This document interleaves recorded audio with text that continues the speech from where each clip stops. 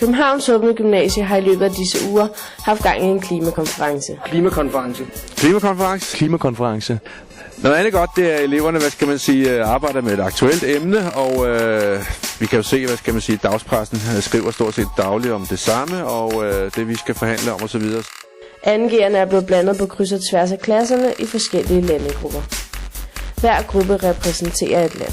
Saudi-Arabien, Mozambique, Danmark, Brasilien, Bolivia, Nigeria, USA, Sri Lanka, Frankrig, Kina, Sverige, Venezuela. Her snakker vi alle 2G-eleverne.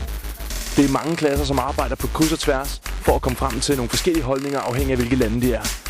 De har alle lavet en landeprofil, hvor de skulle sætte fokus på ikke blot deres eget lands, men verdens klimaproblemer.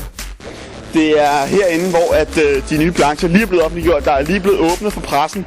Altså landeplanchen skal jo være landets præsentation af deres energiforsyningssituation.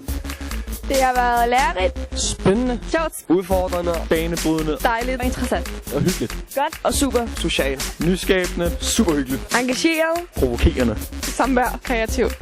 Det hele endte i en klimakonference, hvor de skulle forhandle sig frem til en fremtidsplan for verdens klima. Tredje gode ting, der kommer til at ske, det er selve klimakonferencen, hvor eleverne ligesom tager over i endnu større grad end nu, og spiller deres roller, og får tingene til at ske, og så må vi så se, hvad resultaterne bliver. Men det glæder jeg mig til.